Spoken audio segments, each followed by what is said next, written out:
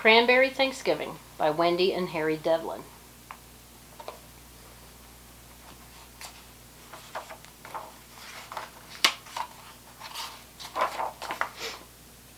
Maggie darted about like a black-stockinged bird in search of wood for the fireplace.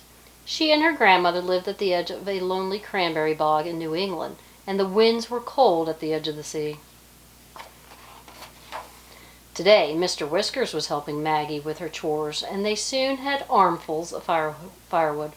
"Happy Thanksgiving Day, Mr. Whiskers," Maggie smiled at her friend. That wasn't his real name, of course. It was Uriah Peabody, but Maggie had called him Mr. Whiskers ever since she could remember. Maggie was very fond of Mr. Whiskers. Her grandmother was not. "Too many whiskers and not enough soup," she often said to Maggie. "Mr. Whiskers, indeed," sniffed Grandmother, peeking from her kitchen window. She pulled the curtains tight again.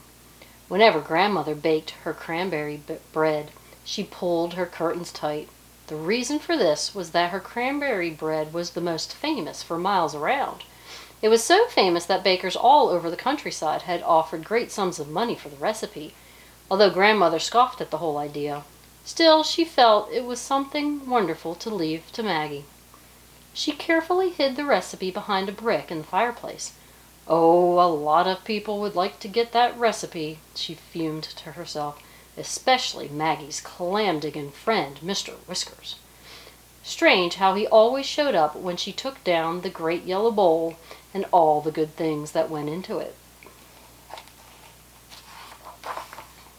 "Scat! Shoo!" she would call out the window every time he came too close to the house. But forget all that today. It was Thanksgiving, her favorite day of the year. The cranberries had been picked, boxed, and sent to the market. The dried corn had been soaked and the corn pudding made. The turkey was roasting in the old iron oven. Turnips, tiny green peas, and a pumpkin pie were ready. The cranberry bread was cooling on the wooden board. The real work was done, and the feast was almost ready. Every year, Grandmother invited a guest for dinner and allowed Maggie to do the same. "Ask someone poor or lonely," she always said. It never mattered to Maggie or her grandmother that the red carpet was worn and mended or that the silver spoons didn't match. Friendship and sharing were important, but everyone knew that. Red-cheeked Maggie raced into the house. While she changed, Grandmother excitedly told her whom she had invited. Mr. Horace was his name, and he was staying at the town hotel. "He actually bows, and he has a gold cane and smells of lavender," said Grandmother happily. "And he's all alone." Maggie looked a little uncertain. "My guest doesn't smell of lavender," she began, "and he hasn't had a Thanksgiving dinner in 20 years. I invited Mr. Whiskers." "Mr. Whiskers!" Grandmother didn't appear to believe she had heard right. "You mean here? In the house?" But now there was a sound at the door and a loud clanking of the knocker. "Quick, Grandmother, take off your apron." Grandmother opened the door, and there they were, both guests, Mr. Horace, pink-cheeked and starched, and Mr. Whiskers in his old captain's hat. As they came in, trailing behind was the smell of lavender in an aura of clams and seaweed. Mr. Whiskers held up his hands to Grandmother. "Clean," he said. "Oh? And where's your tie?" Grandmother asked. He lifted his long whiskers. "Right here where it's always been," he growled. Maggie thought she saw a smile behind the whiskers. "Humph," said Grandmother, and taking Mr. Horace's arm, she led them into the dining room. A log fire spluttered, the glasses shone, and certainly no one would notice that the silver spoons didn't match. "Let's sing 'We Gather Together,'" said Maggie, trying to warm things up. They all joined in the old hymn, and midway began to sing out with cheer and gusto. Grandmother started to trill like a bird, until Mr. Whiskers fixed her with a quizzical gaze and shook his ears. "How about 16 men on a dead man's chest?" he roared, slapping his knee. Mr. Horace looked pained. Grandmother peered over her glasses. "Really," she said. Maggie left the table and reappeared with the roast turkey. The corn pudding, peas, cranberry jelly, and turnips soon followed, and then came pale sweet butter and grandmother's famous cranberry bread. "Feast of feasts," murmured Mr. Whiskers. "Well, we have all heard about your cranberry bread," chuckled Mr. Horace, "and the recipe hidden in the kitchen fireplace." "It's in the dining room fireplace," said Grandmother, and looking over at Mr. Whiskers, she added, "and you, sir, will never find it." Mr. Whiskers stared at the turkey and pretended not to have heard her.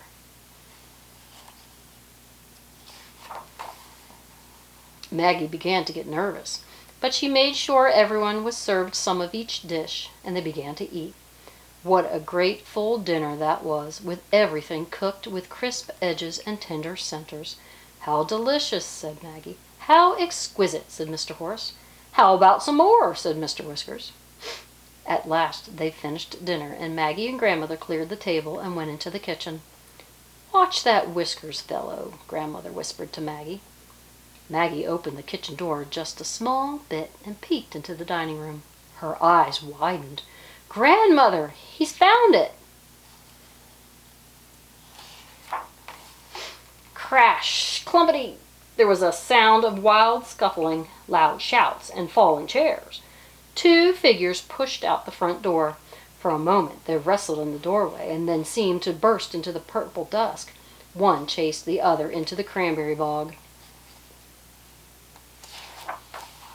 "The nerve of him, stealing our recipe," said Grandmother with fire in her eyes.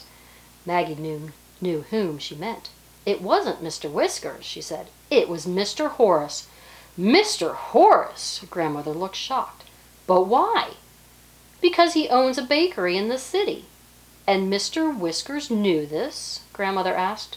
"Yes," said Maggie. "Mr. Whiskers kindly came today to watch Mr. Horace and to have dinner."